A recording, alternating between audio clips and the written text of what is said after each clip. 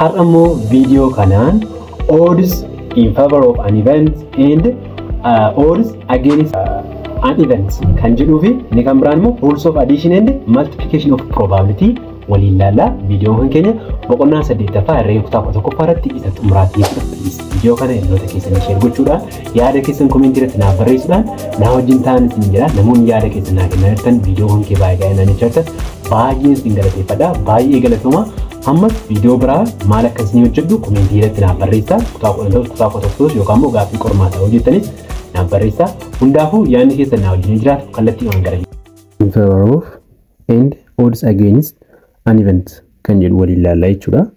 Mee as keessatti jalqaba P that P probability of an occurrence dha jedhaatiin haa fudhadha. Inni kuni P probability of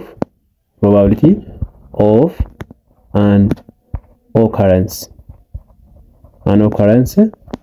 of an event dha jechuudha. Eventiin tokko argamuudhaaf probability inni qabu jechuudha. Probability of an occurrence of an event dha jechuudha. And P prime immoo maal jettanii afrattu probability of a non-occurrence kana immoo jechuudha. Probability of non-occurrence dha jettanii afradha. Non-occurrence of an event. Eventiin tokko argamuu dhiisuu isaa jechuudha. Inni kun immoo that akkana jechuun maal jechuudha? Amma fakkeenyaaf lootoriitu ba'aa jennu. Lootorii tokko injifattu jennu. Injifachuuni probability of an occurrence dha. Argamuu probability naati jechuudha. Injifachuu dhabuun immoo non occurrence dha jechuudha. Okay? Kanaafuu what's odd in favor and odds against an event kan jennu maalidha? Kanaafuu odds and favor jechuunii fi odds against jechuuni that ratio dha jechuudha. Ratio akkamiiti? Yoo ratioon keenya P ratio that probability of an occurrence ratio probability of non occurrence yoo ta'e dala P ratio P prime yoo ta'e isa kana maal jennee waamna jechuudha? Odds in favor jennee waamna jechuudha. Inni kuni odds in favor of an event dha jechuudha. Odds in favor of an event dha jechuudha. Okay, yoo kana bakka isaa jijjiirreef kana jechuuni probability of non occurrence yookaan P prime ratio to probability of occurrence yoo goone immoo inni kun maal ta'a jechuudha? Odd against event ta'a jechuudha. Inni kun immoo odd against an event kan jennu immoo isa kanadha jechuudha. An event. Inni kan biraan kan laallu probability of non occurrence or P prime kan keenya wal qixa ta'a 1 minus probability of occurrence. Kana yeroo darbe event keetti laallee ture. Amma kana jechuun maal jechuudha? Probability ta'uu dhabuu wanta tokkodha. Carraan ta'umsaa guutummaatti maal in ta'a jennee tokko yaannu probability tokkodha.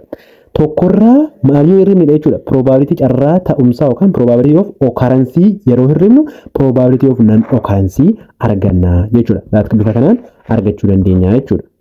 For example, in a card game yookaan immoo amma namni kaartaa taphatu tokko jechuudha.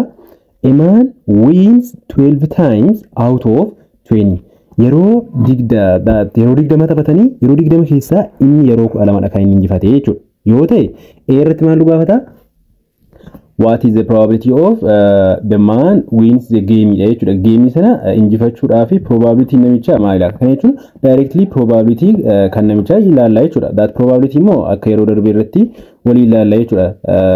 Probability classically dhaan akka hojjenne sanatti jechuudha. Kanaafuu probability of occurrence dha jechuudha jalqaba. Probability of occurrence ni wal qixa maal ta'a jechuudha? 12 over maaliif 20 dha jechuudha. Okay? Innis wal qixa meeqa ta'a jechuudha? That gaafa salphisnu jechuudha. Kuni lama yoo salphisnu yookaan afuriin gaafa goonu 3 ta'a. That kanas afuriin gaafa goonu 5 ta'uu danda'a jechuudha. That bifa kanaanii maal arganneera jechuudha? Probability of occurrence arganneera jechuudha. Kana booda maal immoo argachuu dandeenya? Probability of non occurrence immoo argachuu dandeenya. Probability of non occurrence. Probability of non occurrence immoo akkamitti arganna? 1 minus probability of occurrence argachuu dandeenya. Kanaafuu 1 minus probability of occurrence immoo meeqa ture? 3 over 5 ture jechuudha. Okay? Kanaafuu isa kana gaafa cross goonu 5 minus 3 over 5 dha jechuudha. Okay? This equal with 2 over 5 dha jechuudha. Bifa kanaan probability of non occurrence immoo arganna. Biratimo what is the odds in favor of that odds in favor immoo maal ta'a? Odds in favor maal jennee ture? P or probability of an event ratio probability of non-occurrence. Probability of occurrence ratio probability of non-occurrence dha jechuudha. Inni kun maal jechuudha? What is the odds in favor of jechuudha. Akkasittiin hojjenna jechuudha. Nuyi lachuu qabna amma. That means probability of occurrence jira. Probability of occurrence ni meeqa ture? 3/5 ture jechuudha. Kanaafuu 3/5 jenna jechuudha. Ratio probability of non-occurrence. Probability of non-occurrence ni meeqa ture? 2/5 kan arganne kana jechuudha. That 2/5 jechuudha. Kanaafuu isaan kana ratio isaanii gaafa baasnu maal arganne jechuudha?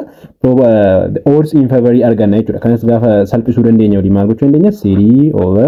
3/5 jenne over 2/5 gochuu dandeenya jechuudha. 5 hanga salphisnu this equal to 3/2 ta'a. Jennee bifa kanaan argachuu dandeenya. Amma immoo kan laallu rules of what addition and multiplication of probability qabna yoo ta'e probability akkamittiin addiit gochuu dandeenya yookaan akkamittiin walitti dabaluu dandeenya walitti dabaluu dandeenya fi probability akkamittiin waliin baay'isuu dandeenya kan jedhu waliin laallaa jechuudha. That rule inni jalqaba maaltu jira? If we have E1 and E1 and E2 qabna jennee yoo fudhanne jechuudha. Then probability of E1 or union jechuun or jechuudha waan ta'eef jechuudha as keessatti or E2 equal with probability of E1 plus jennee akkuma yeroo darbe event 1 plus kan jenne sana irratti jechuudha. E1 plus probability of E2 ta'a jechuudha. Okay, kun garuu yeroo maal ta'u yoo E1 fi and E2 mutually exclusive ta'ani jechuudha. Mutually exclusive ta'uu qabu jechuudha. Okay, mutually exclusive jechuun event E1 fi E2 ni gaafa intersect goonu maal ta'uu qabu? That impiti set ta'uu qabu. Yoo kana ta'e that probability of an event bifa kanaan argachuu dandeenya. Yoo ta'uu baate jechuun probability event 1 fi event 2 yoo intersection qabaatan yoo gidduu isaanii lakkoofsi bakka lammanuu yookaan elementiin bakka lammanuu jiru yoo jiraate yoo maal goona? That yeroo sana immoo akkas goona jechuudha. Yeroo sana yoo bakka lachuu kan jiru yoo jiraate yookaan immoo intersection waliin qabu yoo ta'e probability of E1 or E2 equal with walqixa maal ta'a jechuudha? Probability of E1 plus probability of E2 minus jenna jechuudha. Minus what? Minus probability of E1 intersection E2 ta'a jechuudha. That means intersection isa deebisnee irraa hir'isna jechuudha. Intersection jiru san probability jalqaba irratti mutually exclusive dha jechuun intersection hin qabanidha jechuun yoo irraa hir'isnes 0 dha jechuudha. Okay, deebisanii irraa hir'isuu dandeessu jechuudha. Formula sana fayyadamtanii garuu 0 dha jaatee fi maal ta'a formulaan isaa? Probability of E union E1 union E2 equal to probability of E1 plus probability of E2 dha jechuudha.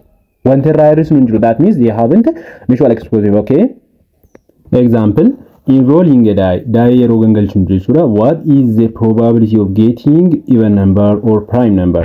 That even number yookaan immoo prime number probability argachuu keenya maalidha?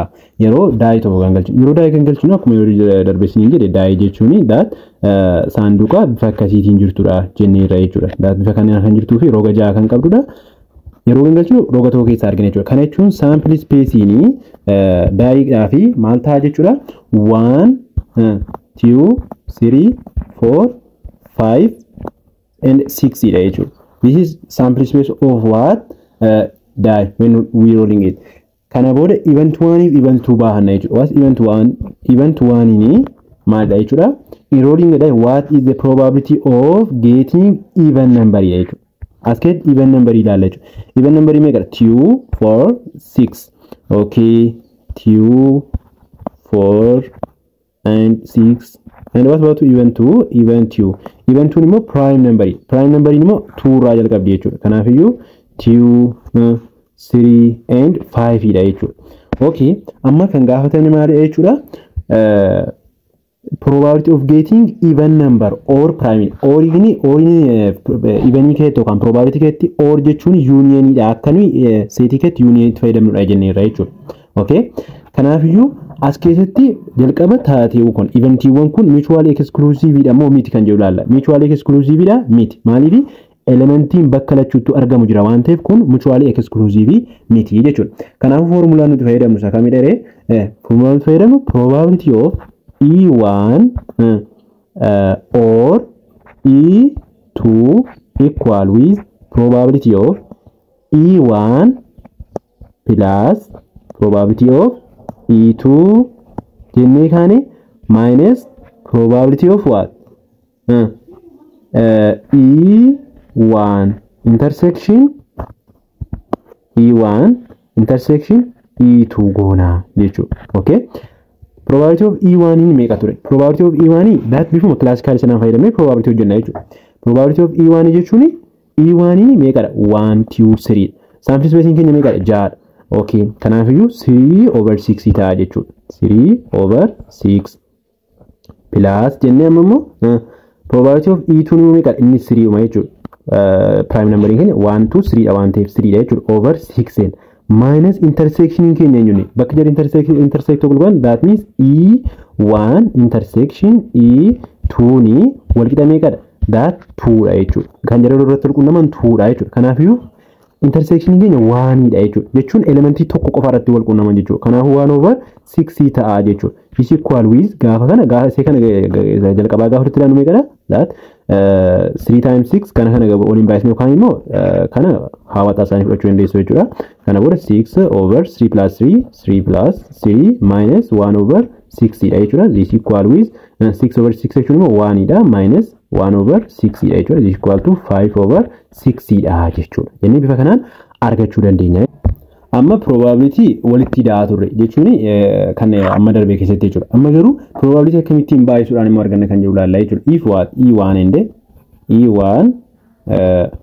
and E2 qabna yoo ta'e amma jechuudha. E1 if E2 qabnu kun independent dha yoo ta'ani that independent dha yoo ta'an jechuudha. Independent maal akka ta'e yeroo darbe laalleerra. Independent jechuun probability experiment ni jalqaba geggeessanii fi inni lammaffaa kan walitti hidhata hin qabaanne jechuudha. Kan relation uumamaa gidduu isaanii jira jechuudha. For example, if amma saantima tokko yoo darbadde, saantima isa kana darbadde, isa kana yoo darbadde, isa kana yeroo darbaddu head and tail argadha. Isa kana yoo darbaddu head and tail argadha. Isinii galee isa kana irratti head and tail lammaffaa yeroo darbaddu head and tail kan argadhee fi sababan asitti head and tail argadheedhaaf lakki. Kanaaf kana gidduu hariiroo uumaatu hin jiru jechuudha. Probability akkasiitiin independent event dha jenna. Okay? Independent yeroo ta'u maal goona?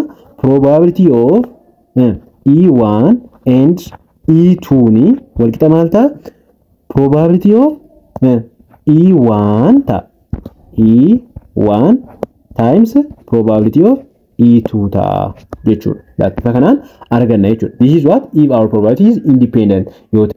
And what about if the probability is dependent? That means if we have E1 and E2, that E1 and E2 are dependent on each other. Okay, dependent. Yoo ta'an jechuudha kan tokko tokko irratti hirkatu yoo ta'e akkamittiin shallaguu dandeenya? If they are independent, this is our formula. But if they are dependent, probability of E1 and probability of E2 equal with probability of E1 times probability of E2, but what? Without E1 jenna jechuudha. Bifa kanaan as keessatti ilaala garaagarummaan gidduu isaanii jiru kanaaf kanadha. As yoo ta'e directly probability of E2 dhaan baay'isa. Dependent yoo ta'e garuu probability of E2 without E1 dha. Taateen inni jalqabaa isa ta'e sana keessaa baasna jechuudha.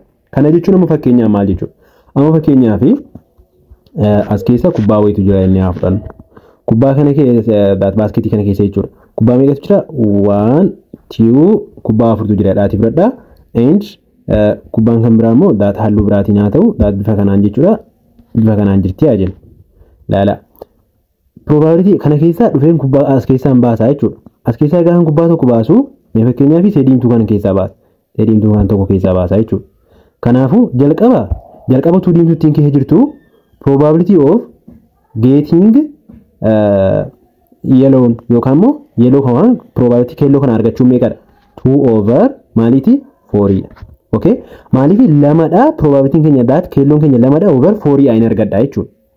Okay, yoon keessaa baasee kana jechuun immoo laala yeroon keessaa baasuu maal ta'a? Iinittaan ammas keelloon keenya lamadha 2/4 dha jechuudha erga reedii keessaa baase kana jechuun taateen inni jalqabaa sun isa lammaffaa irratti dipeend ta'eera jechuudha inni lammaffaa kun isa jalqabaa irratti dipeend ta'eera maaliif ijaan jalqaba baasee fasii 3 ta'eera jechuudha yeroo example ilaallu immoo kana caalatti ni gala yaada okay coins throwing coin 2 times coinii tokko yookaan saantima tokko yeroo lama gaafa darban what is the probability of getting head and tail probability getting head and tail argachuun probability isaa meeqata hin jedha jechuun coinii tokko yeroo lama darbanne jechuudha kana jechuun amma ilaala coinii jalqaba darbannee fi coinii jala lammaffaa darbanne hariiroo maatu hin qabu waan dhiibbaa irratti geessuu hin qabu saantimii jalqaba darbanne bu'aa lammaffaa irratti waan fiduu hin qabu jechuudha kana gaafa siin jedhu coinii tokko faa darbattu coinii jalqabaa gaafa darbannu maal ta'a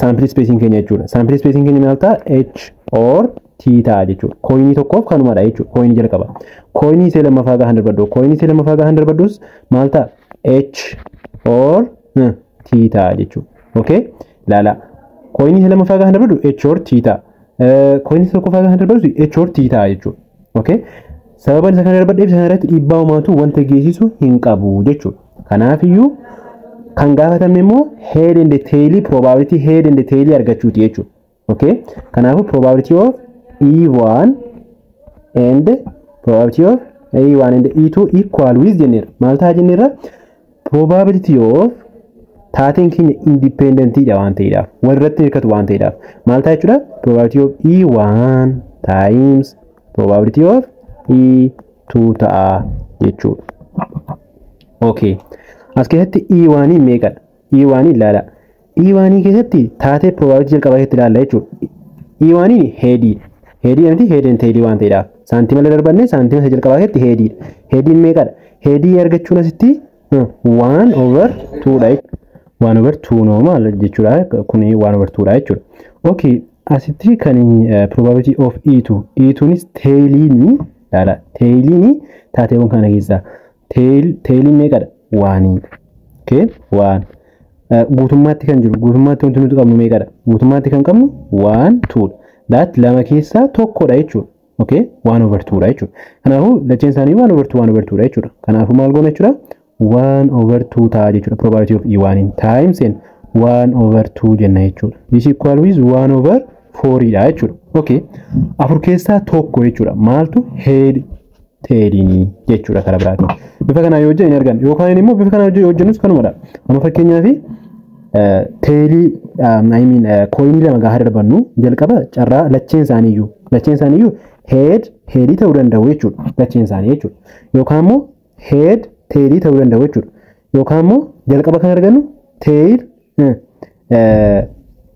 head ta'uu danda'a tail head illee ta'uu danda'a jechuudha inni jalqabaa tail ta'e inni itti aanu immoo head ta'uu danda'a jechuudha yookaan immoo lacheen isaanii tail ta'uu danda'a jechuudha ilaala as keessatti amma head tail ta'uunsa carraan head tail meeqadha daatu guutummaatti kan qabu probability head tail barbaaduudhaaf guutummaatti kan jiru 1 2 3 4 dha that 4 guutummaatti kan jiru kan head tail meeqadha 1 kanaaf 1/4 asiin barbaannus inuma arganna jechuu barbaadeetanii okay inni kun gaafa probability keenya independent gaafa ta'uudha jechuudha inni kun independent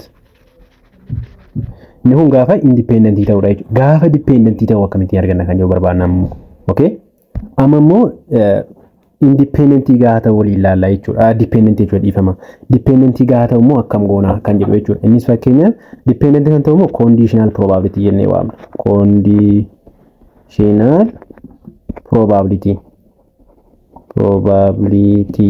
kan jennudha jechuudha okay conditional probability kan jennu for example e1 dhaa fi and e2 qabna ajin event 1 fi event 2 qabna ajin and event 1 fi event 2 keessatti jechuudha